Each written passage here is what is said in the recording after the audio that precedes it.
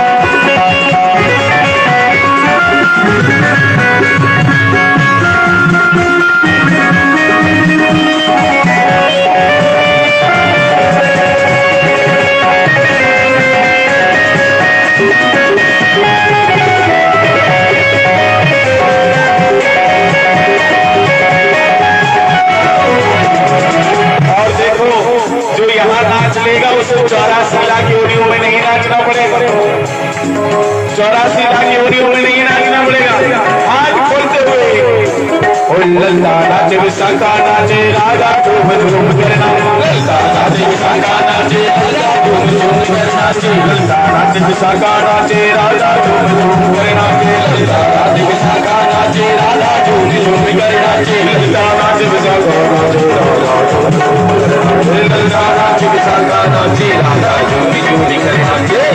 कहाँ नाच रहे, कहाँ नाच रहे, कहाँ नाच रहे नंद किशोर, मैं भूला जहाँ नाच रहे नंद किशोर, मैं नाचती पावन में नाचे हो, मैं भी नाचोगे वृंदावन में नाचे हो, मैं भी नाचूंगी। नाचो नाचो नाचो नाचो नाचो नाचो नाचो नाचो नाचो नाचो नाचो नाचो नाचो नाचो नाचो नाचो, मैं कैसे भयोर कठोर, मैं भी नाचूं, मैं कैसे भयोर कठोर, मैं भी नाचूंगी, मैं भी नाचूंगी वृंदावन में नाची मोरी, मैं भी नाचूंगी, मैं भी नाचूंगी, मैं भी नाचूंगी, मैं भी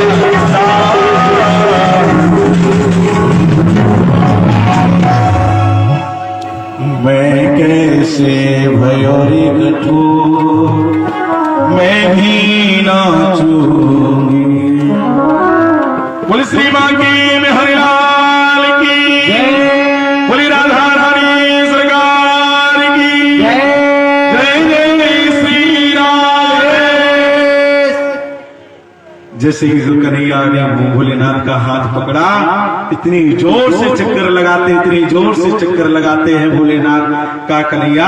और महाराज जो भोलेनाथ वस्त्र पहने थे वो सब उतर जाते हैं, श्रम के मारे भोलेनाथ वहीं बैठ जाते हैं। कन्हैया ने बहुत उठाने का प्रयास किया, बहुत उठाने का प्रयास किया, लेकिन भोलेनाथ उठने वाले नहीं हैं।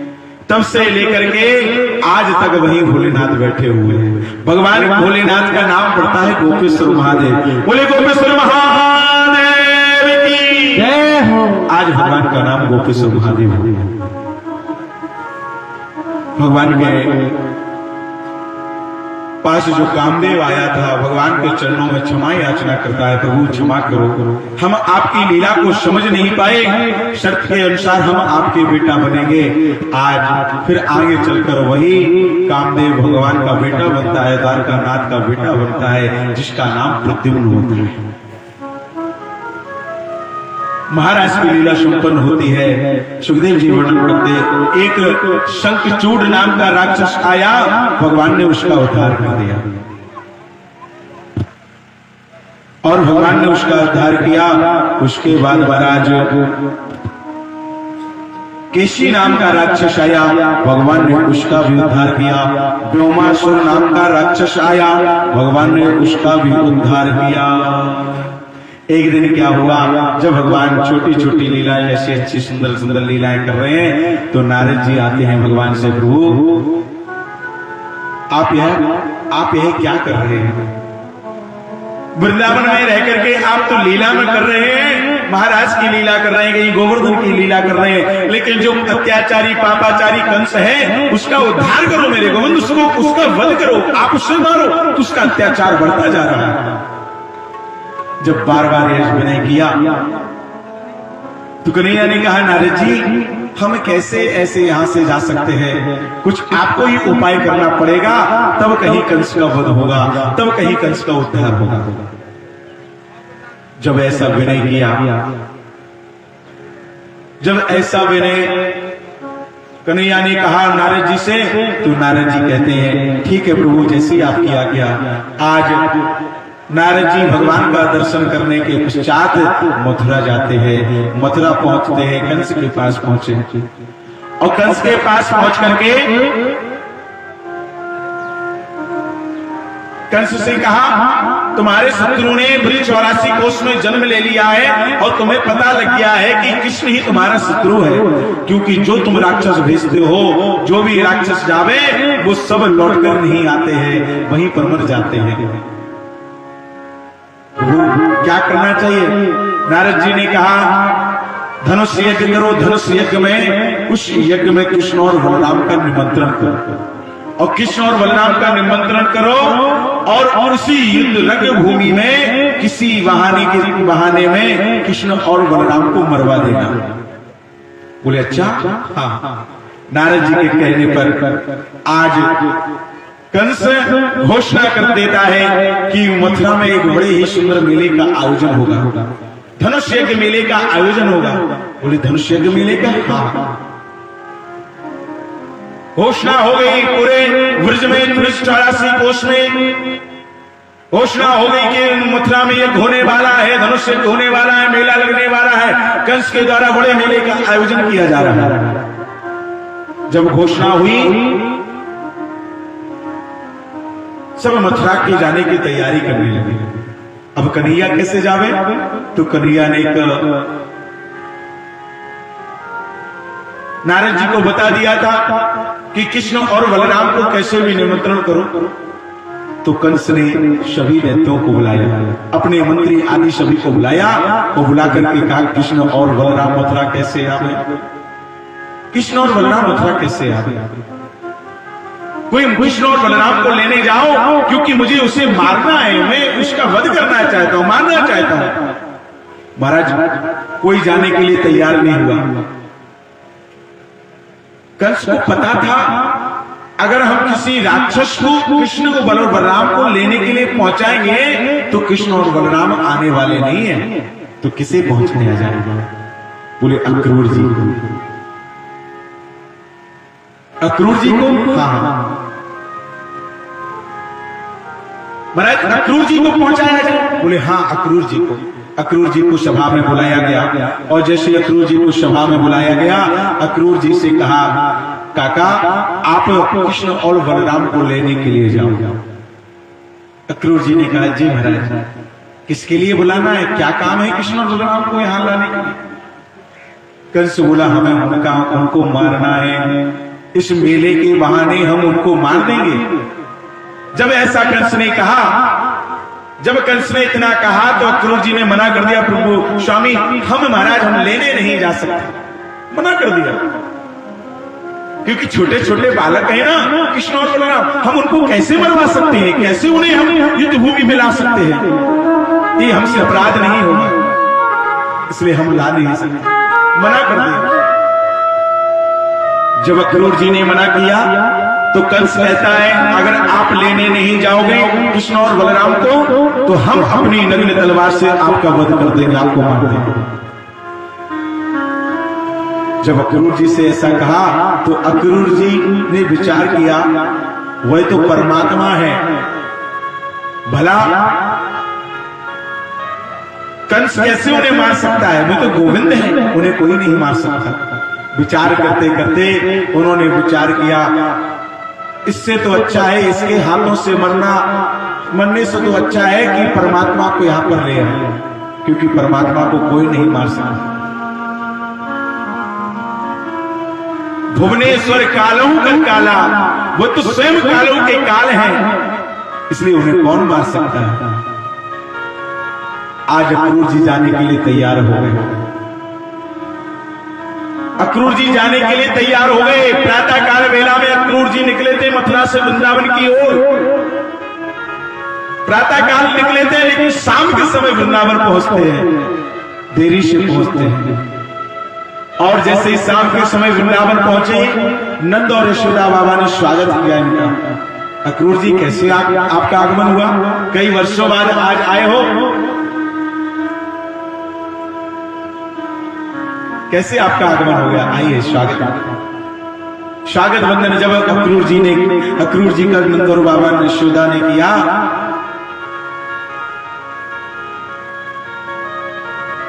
कन्हैया समझ जाते हैं कि कंस ने अक्रूर जी को भेजा है। मैया उनके स्वागत की तैयारी करने लगती है। जैसे ही स्वागत की तैयारी करने लगी मैया, और उसी समय कन्हैया अक्रूर जी के पास जाते हैं और कान में कहते हैं, काका मुझे पता है आप वृंदावन किस लिए आए, मुझे पता है आप वृंदावन क्यों आए, मुझे और बलराम भैया को लेने के लिए आए हो ना। एक निवेदन है,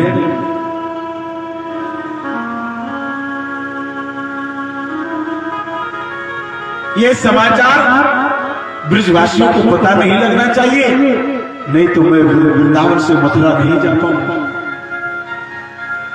जब कन्हैया ने अक्रूर जी से इतना कहा तो अक्रूर जी कहते हैं, कन्हैया चिंता मत करो, यह समाचार किसी को पता नहीं लगने देगा।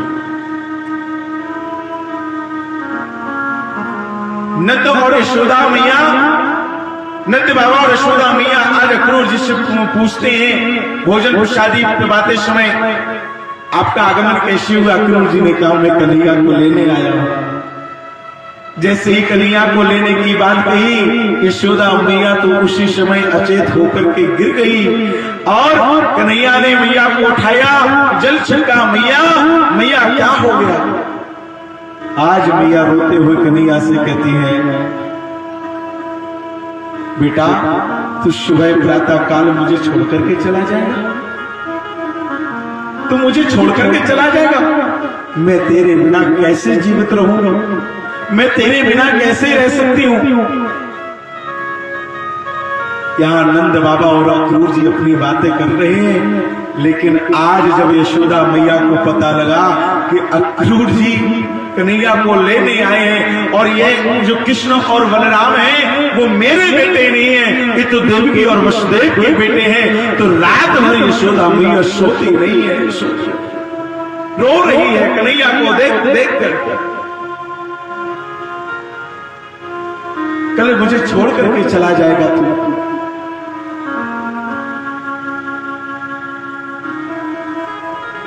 रात बीती,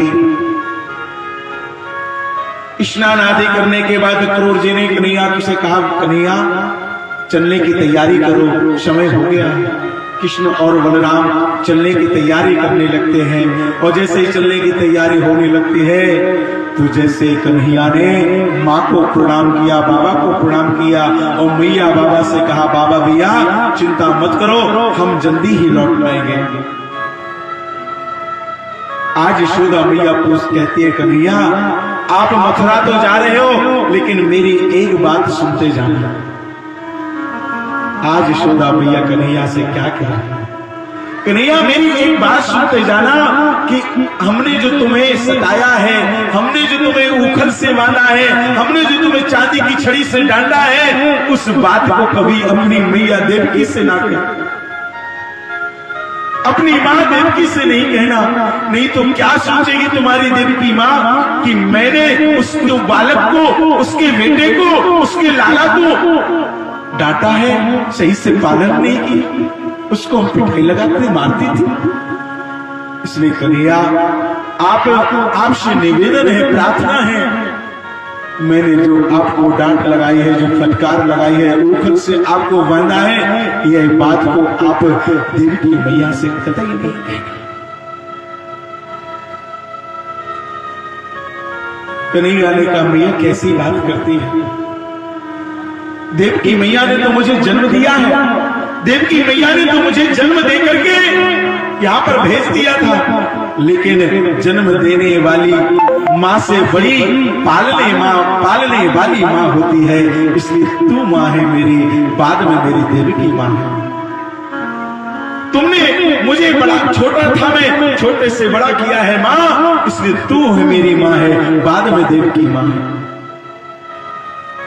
आज कन्हैया मैया को समझाते हैं और समझा बुझा करके जैसे ही कृष्ण और बलराम ने अपने नंद महल का दरवाजा खोला, तो मेरे प्यारे भगवत प्रेमियों, दरवाजा खोलते ही कन्हैया ने देखा कि लाखों की भीड़ खड़ी है दरवाजे पर, महल के द्वारे पर। सभी ब्रजवासी, गोपियां आदि सभी खड़े हैं। कहां जा रहे हो कन्हैया मुझे छोड़ करके? कन्हैया ने कहा मथुरा जा रहे हैं। मथुरा मुझे छोड़ करके मैं अकेले रह जाऊंगा? नहीं जाओ कन्हैया, नहीं जाओ। कई कन्हैया ने बहुत समझाया, मैं आज जा रहा हूं, परसों लौट आऊंगा, चिंता मत करो। ब्रजवासियों को समझा बुझा करके कन्हैया रथ पर सवार हुए, अक्रूर जी सवार हुए, बलराम जी भी बैठे, और जैसे ही रथ की डोरी अक्रूर जी ने तानी, रथ चलने लगा, तो जो ललिता विशाखा, जो श्यामा नाम की गोपी थी, श्यामा नाम की गोपी रथ के सामने लेट जाती है और लेट करके कहती है कन्हैया अगर तुम्हें जाना ही है तो अपने रथ को मेरे ऊपर से निकाल करके जाओ, अगर तुम्हें जाना ही है तो अपने रथ को मेरे ऊपर से निकाल करके जाओ, मेरे प्राणों को लेकर के जाओ, मैं तुम्हें ऐसे नहीं जाने दूंगा। कन्हैया रथ से उतरते हैं, श्यामा नाम की गोपी को बहुत समझाते हैं, और समझा बुझा करके पुनः विदा लेते हैं। और शायद गोपियां कहती हैं कन्हैया अब के गए कब आई हो कन्हैया, आज जा रहे हो कन्हैया, इसके बाद कब आओगे हमें बताने की कृपा करो। अब के गए कब आई हो कन्हैया, तुम्हें बिन कैसे प्राण रहेंगे, कैसे जिएगी तेरी मैया, अब के गए कब आई हो कन्हैया। यशोदा में एक ब्रजवासी आया और बोला कन्हैया कौन चरावे जावे गो बने, जो तुम्हारी गाय है ना, ये गौ में कौन चराने जाएगा? कौन चरावे जावे गो बने, धोरी नीली गैया। कन्हैया की गायों का नाम था धौरी, नीली, श्यामा, ऐसे। अब के गए कब आई हो कन्हैया, ब्रज अनाथ, ब्रजवासी कहते कन्हैया ये वृंदावनी ब्रज तेरी बिना अनाथ है, हे प्राणनाथ, हे जीवननाथ, ब्रज अनाथ कान्हा तेरे बिन, ब्रज अनाथ हे नाथों के नाथ, हे प्राणों के नाथ, ब्रज अनाथ कान्हा तेरे बिन, को न धीरे धरिया,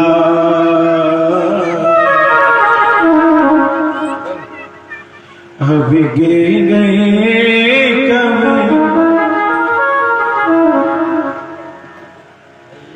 आई हो कन्हैया।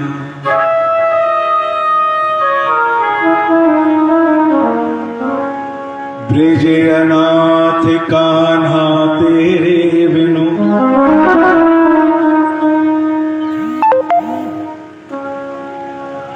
कौन धीर धरिया। अब गे गए कब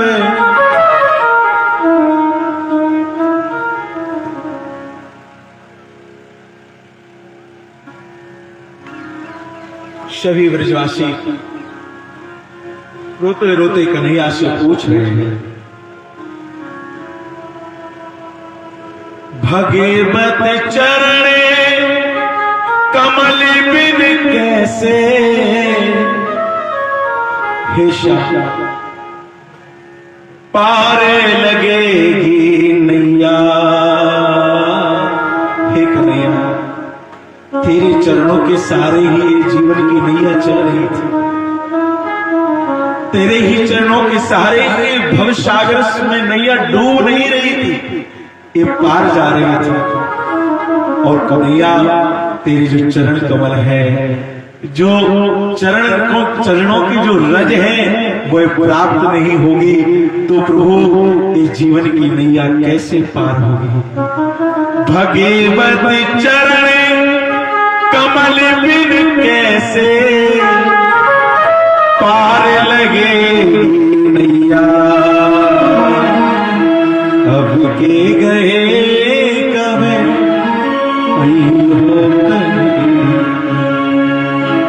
सभी ब्रजवासी ही पूछ रहे कन्हैया कब कब कब कब।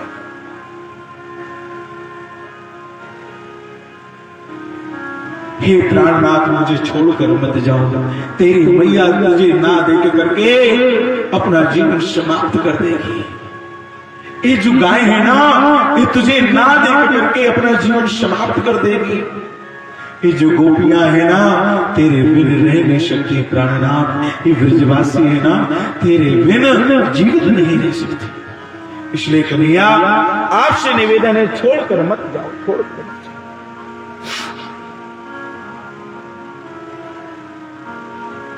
बार बार निवेदन करते हैं श्री हजूर से। और अक्रूर जी को एक गोपी बोले, अक्रूर तेरा नाम अक्रूर किसने रख दिया? तेरा नाम अक्रूर किसने रख दिया? तू तो बड़ा क्रूर है कि जो मेरे प्राणनाथ को, मेरे गोविंद को, मेरे कन्हैया को मुझसे दूर ले जा रहा है। तू तो बड़ा क्रूर है। अक्रूर तेरा नाम अक्रूर नहीं होना चाहिए, तेरा नाम क्रूर होना चाहिए, क्रूर होना चाहिए। कन्हैया सभी ब्रजवासियों को समझाते हैं, चिंता मत करो, हम बहुत जल्दी ही आपके पास आएंगे। आज गए हैं, परसों हम तुम्हारे पास आ जाएंगे।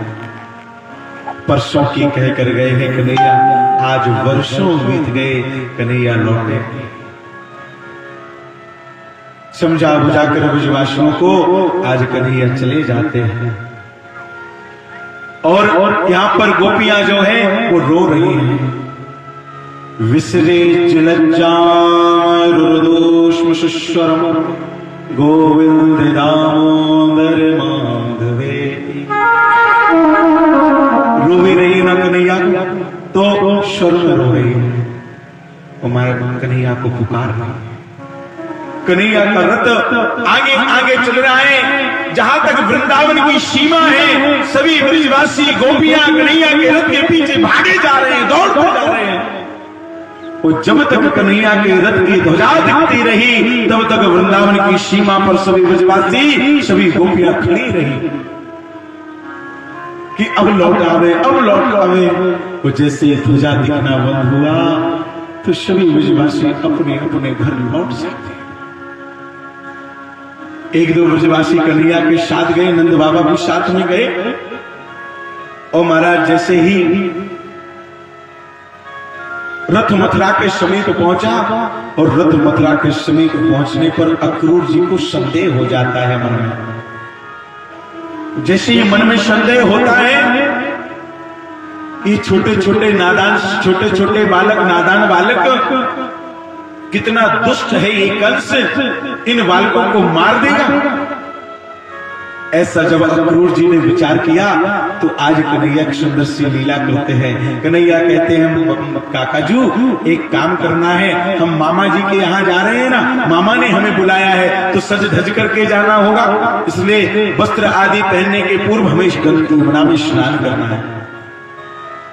यमुना में स्नान कन्हैया और बलराम ने स्नान किया, और कन्हैया और बलराम ने जब स्नान किया उसके बाद अक्रूर जी स्नान करते हैं, और अक्रूर जी जैसे स्नान करते हैं, कन्हैया रथ पर सवार हैं, और जैसे ही कन्हैया रथ पर सवार है अक्रूर जी डुबकी यमुना में लगाते हैं तो देखा कि यमुना के अंदर भी कन्हैया है, शेष शैया पर कन्हैया लेटे हुए।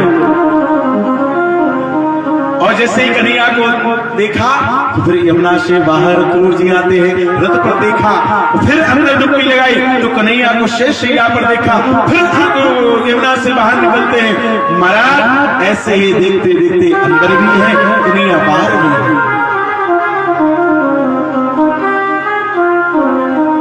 या महादेव बालक देखा,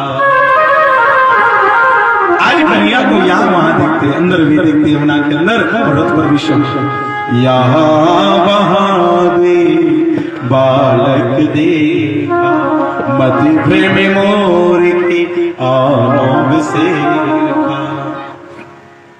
जो संशय अक्रूर जी के मन में हुआ था उस संशय को, उस भ्रम को कन्हैया मिटा देते हैं। अक्रूर जी समझ जाते हैं ये तो कन्हैया है, ये तो स्वयं नारायण है, इन्हें कौन भला कौन मार सकता है। इसलिए आज जो चिंता अक्रूर जी की थी वो समाप्त हो गई।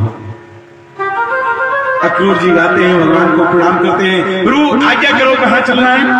अक्रूर जी ने जैसे ही कहा चलो अब स्नान हो गए तो वस्त्रों की व्यवस्था होनी चाहिए, और जैसे ही महाराज वस्त्रों के लिए कहा, और वस्त्र के एक धोबी था जो कंस का धोबी है, कंस के वस्त्रों को धोता है। महाराज कंस के धोबी के पास कन्हैया पहुंचते हैं, उसका उद्धार करते हैं। गोविंद बोले भक्तवत्सल भगवान की जय। वहां से वस्त्र लाते हैं, एक दर्जी के पास आते हैं, उन वस्त्रों को व्यवस्थित कराते हैं, वस्त्रों को आदि को पहनकर ब्रजवासी सभी आज श्री दामा नाम के माली के पास पहुंचते हैं। उस श्री दामा नाम के माली ने भगवान के गले में माला पहनाई और आगे बढ़े, सब कुछ हो गया। मैंने क्या कहा था, ब्रजवासी की 2-3 पहचाने हैं, आंखों में काजल होना चाहिए, मस्तक पर छापा छुपा चंदन होना चाहिए, बगलबंदी होनी चाहिए। महाराज सब हो गया, माला भी हो गई, अब क्या रह गया, सिर्फ चंदन रह गया। अब तो क्या बोले, चंदन कैसे लगाना चाहिए। एक कुब्जा है जिसका नाम शैरंद्री है, 3 जगह से टेढ़ी, इसलिए इसका नाम कुब्जा रख दिया। वैसे नाम तो सही उसका शैरंद्री है। इसके हाथ से घिसा हुआ चंदन महाराज कंस को बड़ा प्रिय है। जो कंस है इसके हाथ का ही घिसा हुआ चंदन लगाते हैं। आज कुब्जा मिल गई, और जैसी चंदन घिसा हुआ चंदन ले जा रही थी, कन्हैया बोले ए सुंदरी रुको तो। कुब्जा ने देखा, देखो आज तक मुझे किसी ने सुंदरी नहीं कहा, ये कौन है जो मुझे सुंदरी कह रहा है। वही कुब्जा शैरंद्री पीछे देखती है, और देख करके देखा कि कन्हैया है। हाँ हाँ कौन हो तुम। मैं कन्हैया कृष्ण, मेरे कंस मामा है, मैं उनका भानेज हूं। बोले भांजे हो। हाँ। बिलो के कुब्जाम यवती मराना पप्रेक्षयांते प्रहसन रसप्रदा। क्या करें आप, क्या सेवा करें। बोले जो अपनी कटोरी में जो अपने हाथ से चंदन घिसा हुआ है ना, वो मेरे मस्तक पर लगा देना। जब कन्हैया ने इतना कहा तो कुब्जा आज कन्हैया को चंदन लगाते हैं, सभी ब्रजवासियों को चंदन लगाते हैं, बलराम जी को चंदन लगाती है। कन्हैया ने कहा इधर आओ। कन्हैया के पास वह पहुंची, और जैसे ही कन्हैया के पास पहुंची, कन्हैया ने अपने दाहिने हाथ से, दाहिने पांव के अंगूठे से उसके दाहिने पैर का अंगूठा दबाया, और अपना ऐसा हाथ करके उसकी ठोड़ी से लगाया, और मारा जो 3 जगह से टेढ़ी थी कुब्जा, और ऐसा जोर का झटका दिया ठोड़ी में, और जो 3 जगह से टेढ़ी थी वो सीधी हो जाती, सुंदर हो जाती है। 3 जगह से जो टेढ़ी कुब्जा थी वो सुंदर होने लगी। आहा प्रभु, कुब्जा ने प्रार्थना की, प्रभु जब आप मेले का दर्शन करने के बाद आओ तो मेरे ऊपर भी कृपा करना, मेरे घर भी पधारना। कन्हैया ने कहा, देवी चिंता मत करो, हम भी तेरे पास आए। कुब्जा भगवान के चरणों में प्रणाम करती हैं। आइए, समय होने वाला है, 5 बज गए, पतो ही नहीं पड़ो कब हो गए। कोई बात नहीं, आज विवाह है, विवाह में तो लेट लजदी तो होता ही है। हाँ देखो ऐसा है ना, पहली शिफ्ट के हमने बैंड बांधे थे, पहली शिफ्ट के बैंड बांधे थे, लेकिन पहली शिफ्ट में खाली ही नहीं मिले, सारंग बहुत चल रही, इसलिए दूसरी शिफ्ट के हमने किए हैं। तो 5:30 तक हम संपन्न विवाह करेंगे। तो कंस को मारो, सीधो वहीं पहुंचो, जल्दी चलते हैं। बोले बाल कृष्ण लाल की जय। अब आगे चलते हैं मेरे प्यारे, और जैसे रंगभूमि में जहाँ धनुष रखा हुआ था, उस रंगभूमि में प्रवेश करते हैं। और जैसे ही रंगभूमि में प्रवेश करा, चारों मुष्टिक शल और कौशल बड़े बड़े पहलवान वहां खड़े हैं। भगवान ने उनका उद्धार किया। बोले वत्सल भगवान की, भगवान ने उनका उद्धार कर दिया। कोवलिया पीठ के नाम का जो हाथी था, जो उसको मदरा बहुत पिलाई, और महाराज कृष्ण और बलराम ने उसका भी ऐसी गुड़ी मुड़ी बनाई और उसको फटकार लगा के महाराज गिरा दिया और उसका भी उद्धार कर दिया। बोलिए वत्सल भगवान की। जहाँ धनुष रखा था उस रंगभूमि में मेरे गोविंद पहुंचते हैं, और रंगभूमि में पहुंचकर मेरे गोविंद उस धनुष के 2 टुकड़े कर देते हैं। और जैसे ही रंगभूमि के 2 टुकड़े हुए, जितने भी भक्त बैठे थे, ओ महाराज, पहलवानों को कन्हैया पहलवान की तरह दिखते हैं, भक्तों को भगवान की तरह दिखते हैं, गोविंद की तरह दिखते हैं, माताओं को भगवान बेटे की तरह दिखते हैं, वे कंस को भगवान काल की तरह दिख रहे हैं, मृत्यु की तरह दिख रहे हैं। जागी रही भावना जैसी, जागी रही भावना जैसी, जागी रही भावना जैसी, जागी रही भावना जैसी, प्रभु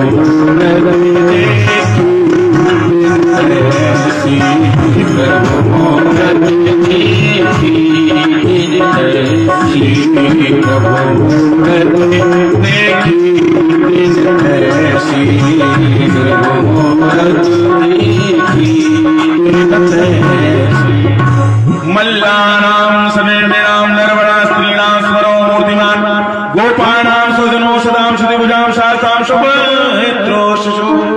नंद बाबा को कन्हैया अपने बालक के रूप में दिख रहे हैं। ऐसे जाके रही भावना जैसी, प्रभु मूरत देखी तैसी।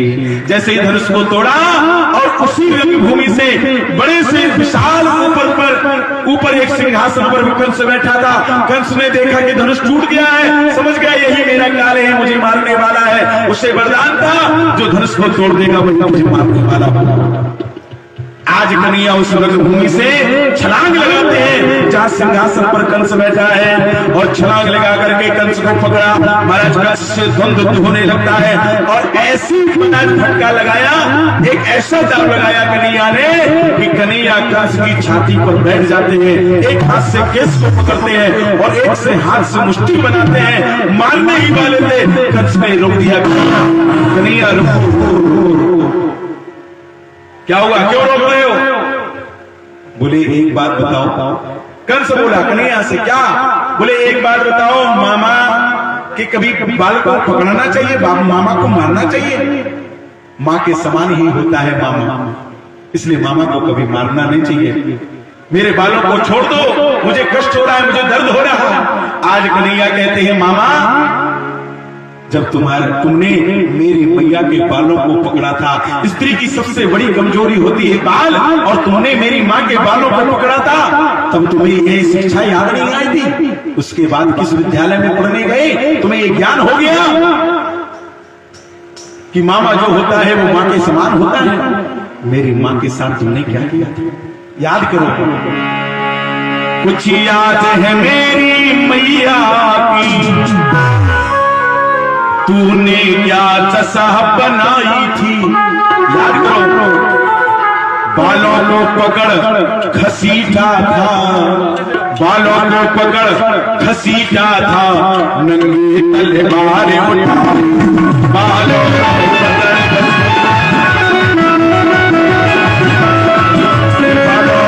पकड़ घसीटा था, नंगी तलवार उठा, बालों को पकड़ घसीटा था, नंगी तलवार उठा।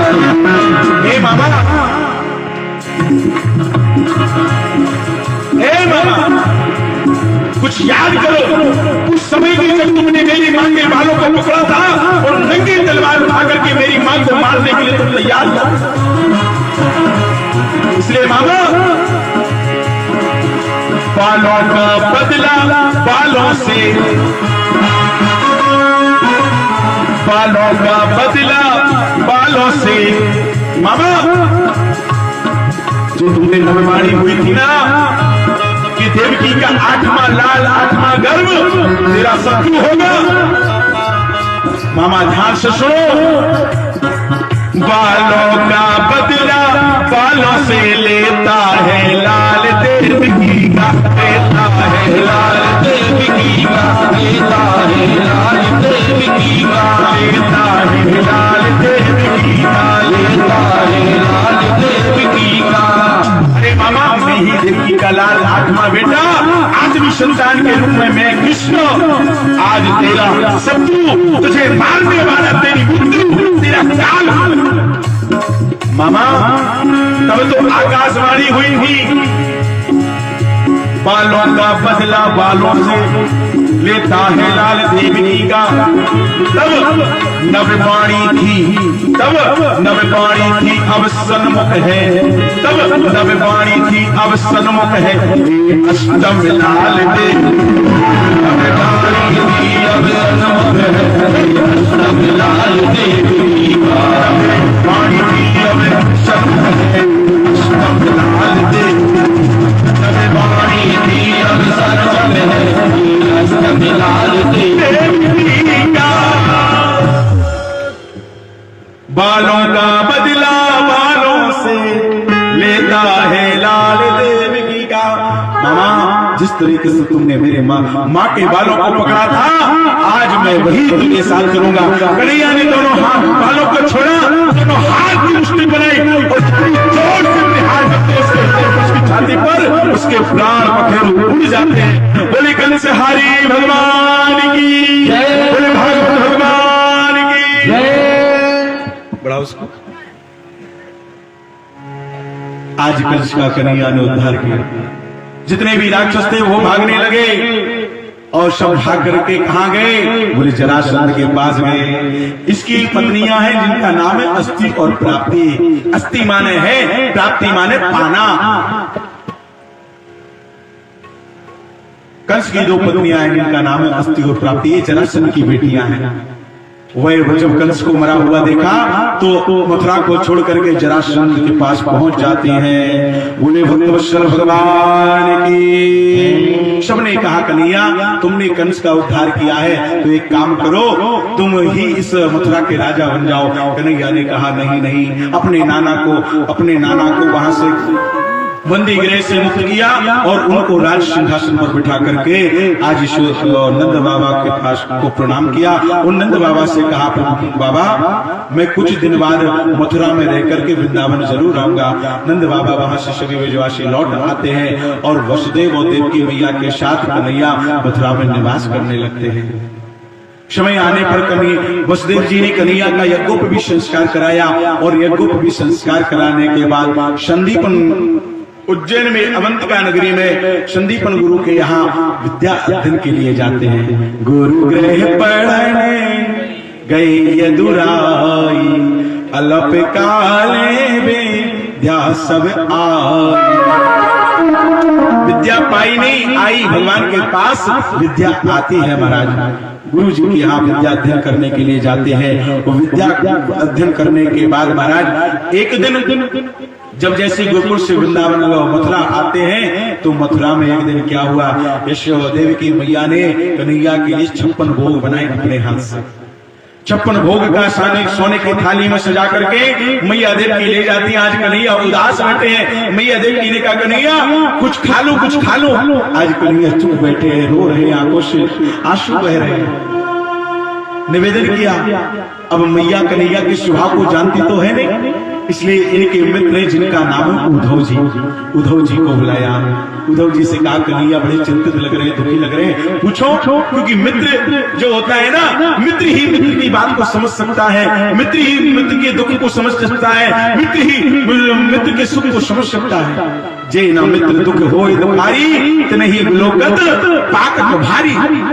आज उद्धव जी पहुंचते हैं, कन्हैया क्या बात है, तेरी मैया ने अपने हाथ से 56 भोग बनाए। कन्हैया बोले क्या बताऊं, बोल तो कन्हैया क्या बात है। कन्हैया कहते आज मुझे उन ब्रजवासियों की याद आ रही है जिनको मैं परसों की कह कर गया था, आज वर्ष हो गए, आज तक मैंने उन ब्रजवासियों का दर्शन नहीं किया। उनकी याद आ रही है, यशोदा मैया की याद आ रही है, नंद बाबा की याद आ रही है, उन ब्रजवासियों की याद आ रही है।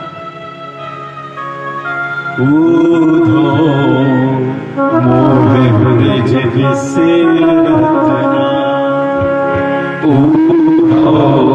मोहि ब्रज बिसे, मुझे ब्रज की याद आ रही है, तो क्या करना चाहिए।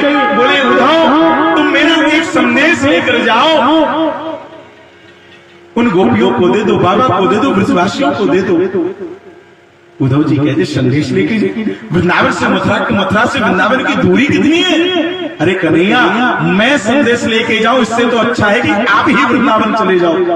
कन्हैया कहते अब नहीं मैं वृंदावन लौटूंगा, मैं वृंदावन नहीं जा सकता, मेरा पत्र तुम उन गोपियों को दे देना, उन बाबा को देना, उन ब्रजवासियों को दे देना।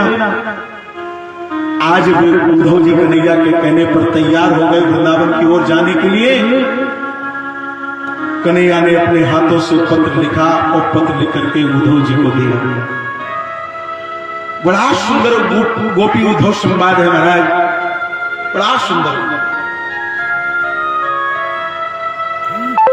आप लोगों के आशीर्वाद से, श्री गुरुदेव भगवान की कृपा से, श्री हनुमान जी महाराज की कृपा से मैंने पूरे 9 दिन गोपी उद्धव संवाद, सिर्फ गोपी उद्धव संवाद की कथा कही है, 9 दिन। और 4-5 घंटे पूरी कथा होती थी, 3 बजे से 7 बजे तक, सिर्फ गुरुदेव भगवान की कृपा से, आप सभी के आशीर्वाद से। ऐसा विचित्र है गोपी उद्धव संवाद। एक महीने की कथा भी हमने कही है, पूरा 1 महीने इसी भागवत जो 7 दिन में यहाँ होती है, वही 7 दिन की कथा को 1 महीने में, और कथा 4-4 घंटे 5-5 घंटे होती है। आप जानकारी कर लीजिए, शहडोल आदि में, बुढ़ाना आदि में, शहडोल जिला में हम कथा करने गए 1-1 महीने की, और बड़ा आनंद आता है 1 महीने में। तो कथा कभी कमी नहीं होती है, हरि अनंत हरि कथा अनंत। तो गोपी उद्धव संवाद भी हमें कई दिन कहने को प्राप्त हुआ है, 9 दिन कथा कहने को प्राप्त हुआ। ऐसा विचित्र है गोपी उद्धव संवाद। महाराज उद्धव जी का कन्हैया की पार्टी को लेकर के संदेश लेकर के आज वृंदावन पहुंचे। वो वृंदावन में पूछा कन्हैया का, यशोदा बाबा नंद बाबा का महल कहाँ है। एक ब्रजवासी बोला अगर तुम्हें नंद और यशोदा बाबा का महल देखना है तो जो नाली यहाँ से जा रही है, इसी पानी को देखते देखते आप चले जाना, तो जहाँ ये बंद हो जाए, जिस महल में चली जाए तो समझ लेना वही यशोदा का महल है, वही नंद बाबा का महल है। उद्धव जी ने पूछ दिया क्यों, क्या ये नाली पूरे गांव में नहीं जाती है, वहीं जाती है। बोले क्या बताऊं, ये नाली नहीं है, पर नाली का गंदा पानी नहीं है, ये तो यशोदा मैया के आंखों का पानी है, जो कन्हैया की याद में रो रो कर इतना रोई मैया कि वह नाली का कप नाली में पानी बहने लगा। इतनी रोई देखते देखते आज उद्धव जी वृंदावन पहुंचे। यशोदा मैया को सांत्वना देते हैं, बाबा को सांत्वना देते हैं। प्रातः काल की वेला में गोपियों से भेंट करते हैं और गोपियों से भेंट करके महाराज गोपियों को भी बड़ा सुंदर उपदेश देते हैं। लेकिन आज ज्ञानी जो उद्धव जी थे वो प्रेम के वशीभूत हो गए, प्रेम में डुबकी लगा रहे हैं महाराज। ज्ञान बजायो डुबडुबी प्रेम बजायो ढोल, ज्ञान बजायो डुबडुबी प्रेम बजायो ढोल। आज ज्ञानी उद्धव जी प्रेम के वशीभूत होकर के गोपियों की बात सुन करके आज भगवान के प्रेम में बन गए।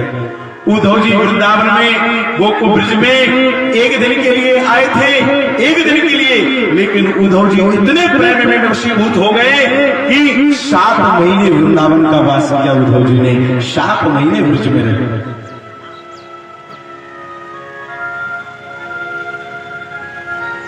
बड़ा सुंदर एक दूसरे को उपदेश कर रहे हैं, गोपियों से संवाद होता है, गोपी उद्धव संवाद। जहां गोपी और उद्धव जी का संवाद हुआ उस स्थान का नाम ज्ञान गुदड़ी हो गया। वृंदावन में आज भी ज्ञान गुदड़ी है, वहां आज भी एक स्थान बना हुआ है जहां गोपियां बैठ करके कन्हैया को याद करती थी, कन्हैया का स्मरण करती थी, कन्हैया की इंतजार करती थी। वहीं पर उद्धव जी और गोपी जी का संवाद, गोपियों का संवाद होता है।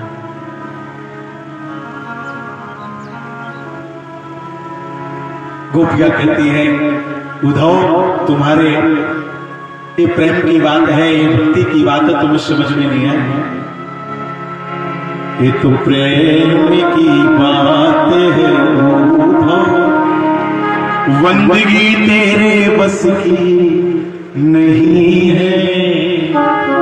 यहाँ सर्दी के होते हैं सौदे, आस की इतनी सस्ती नहीं है। ये तो प्रेम की बात है, ये तो प्रेम की बात है। उद्धव तुम कहते हो भगवान अपना मन भगवान के भजन में लगाओ, भगवान के कीर्तन में लगाओ। ये मन है ना वो श्याम सुंदर ले गया मन, एक ही मन था जो मेरा वो श्याम सुंदर ले गया। उद्धव मन ना भय रस बीस, एक हतो सो गयो श्याम संग को आराधई ईश। उद्धव मन ना भय रस बीस। अब कैसे जब आपस में चर्चा कर ही रहे थे, उद्धव जी ने बहुत समझाया परमात्मा सदैव सब जगह वास करते हैं, हरि व्यापक सर्वत्र समाना, प्रेम से प्रकट होई में जाना, सिया राम में सब जग जाने, करो प्रणाम जोर जुग पाने। गोपियां कहती हैं अरे तुम मुझे उपदेश करते हो, मैं सब जानती हूं, तुम मुझे उपदेश मत करो। जब गोपियां ऐसे फटकार लगाते हैं उद्धव जी 7 महीने वास करके गोपियों से विदा लेकर के नंद बाबा यशोदा मैया से विदा लेकर के मथुरा जैसे ही जाते हैं और कन्हैया को अपना संदेश सुनाते हैं। कन्हैया से कहते हैं उद्धव जी अरे कन्हैया तू बड़ा निष्ठुर है, तू गोपियों को छोड़ करके आ गया, तेरा जैसा निष्ठुर मैंने कहीं नहीं देखा है। कन्हैया बोले अच्छा तुम मुझे निष्ठुर कह रहे हो, मैं गोपियों के बगैर ब्रजवासियों के बगैर एक भी नहीं रह सकता हूं। अगर तुम्हें ये इस बात को देखना है तो अपने नेत्रों को बंद करो। जैसे उद्धव जी ने नेत्रों को बंद किया, कन्हैया वहां बैठे बैठे अपने सभी ब्रजवासियों को गोपियों को अपने ही पास बुला लेते हैं और कहते हैं उद्धव अब देखो हमसे ब्रजवासी दूर नहीं है, हमसे गोपियां दूर नहीं है, हमसे नंद बाबा यशोदा बाबा मैया दूर नहीं है, हम तो सदैव इनके पास रहते हैं। उद्धव तुम बड़े ज्ञानी थे ना, तुम भक्ति को नहीं जानते थे, तुम भक्ति को नहीं मानते थे, तुम प्रेम को नहीं मानते थे। आज उसी प्रेम को जानने के लिए तुम्हें हमने वृंदावन पहुंचाया है, हमने ये लीला की है। हम कभी ब्रजवासियों से दूर नहीं होते, हम कभी ब्रजवासी से दूर नहीं होते, वृंदावन वासियों से दूर नहीं होते। मैं कहूं कहीं रहूं या ना रहूं, लेकिन वृंदावन में जरूर रहूंगा। मैं द्वारका में मिलूं या ना मिलूं, मैं मथुरा में मिलूं या ना मिलूं, लेकिन वृंदावन को छोड़ करके कभी नहीं जाऊंगा, कभी नहीं। तब से लेकर मेरे ठाकुर जी वृंदावन में निवास कर गोपी उद्धव संवाद होता है। इसके बाद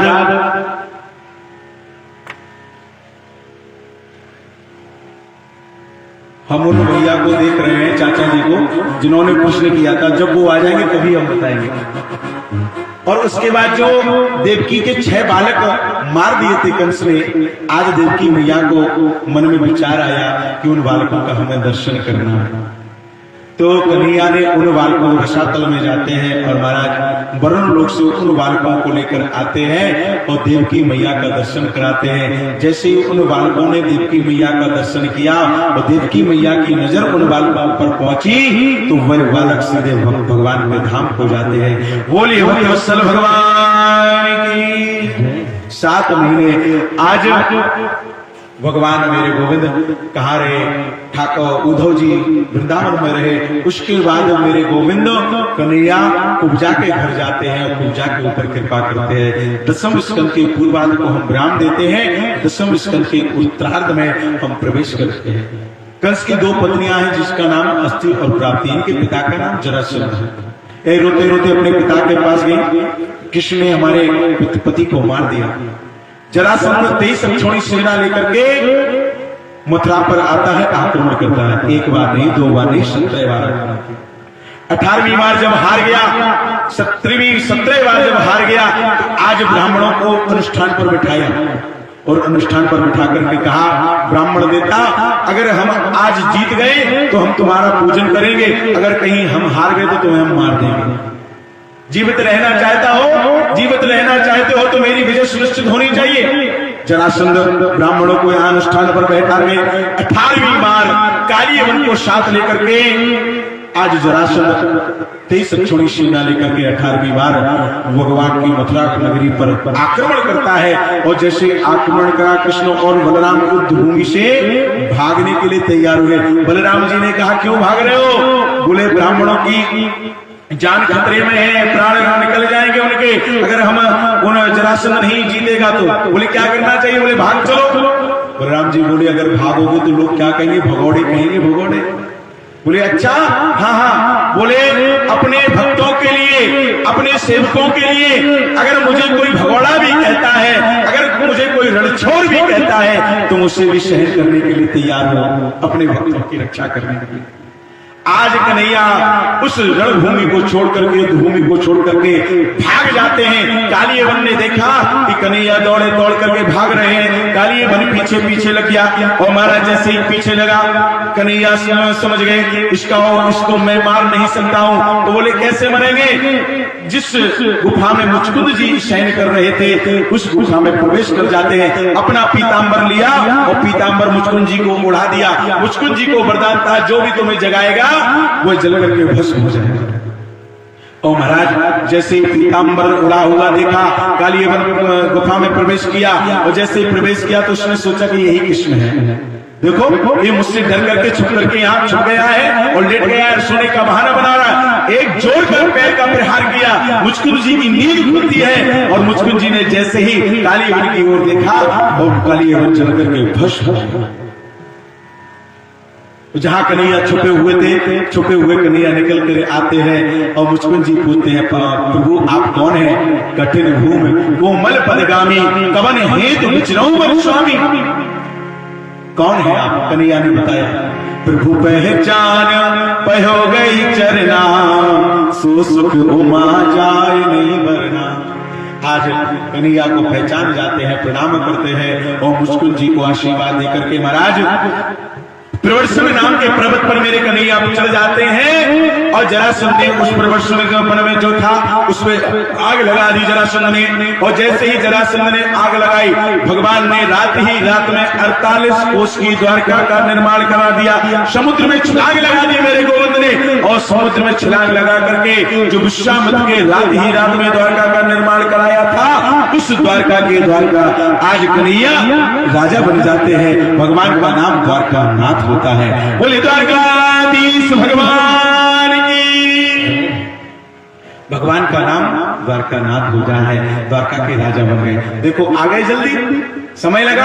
आप लोग घबरा रहे होंगे कब तक, अभी कंस मरा नहीं, कंस भी मर गया, सब कुछ हो गया, सीधे ब्याह पर चलते हैं। अब सब लोग सज धज के बैठे हैं, सब लोग पगड़ी बनाकर लगाकर बैठे हैं। तो आइए और बारात की ओर चलते हैं महाराज। 48 कोस की द्वारका है महाराज, सोने जैसी, सोने की है पूरी 48 कोस की द्वारका। और महाराज उसके राजा जब बन गए तो अब कन्हैया के बहुत सगिया है, बहुत सगिया है। जब कोई लड़का की नौकरी लग जाए समझ रही है माँ? जब कहूँ लड़का की नौकरी लग जावे तो बाकी बहुत सलिया और कछु लड़का कछु ना करे तो कूनिया। ऐसे ही महाराज जब वृंदावन में कन्हैया रहते थे तो कन्हैया को जो कन्हैया के लिए कोई घर बतावे, कोई पूछे कोई घर बताओ तो कन्हैया को बतावे। बोले क्या करता है? बोले वृंदावन में है रहता है।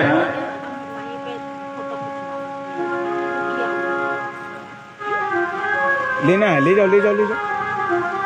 नहीं, हमने कहा वस्त्र पहनवाना है। हाँ हाँ ले जाओ ले जाओ ले जाओ ले जाओ। जो ब्याह को समय आएगा ना कन्हैया को ब्यूटी पार्लर पे हो जाओ। बोली श्री वाके हरिलाल।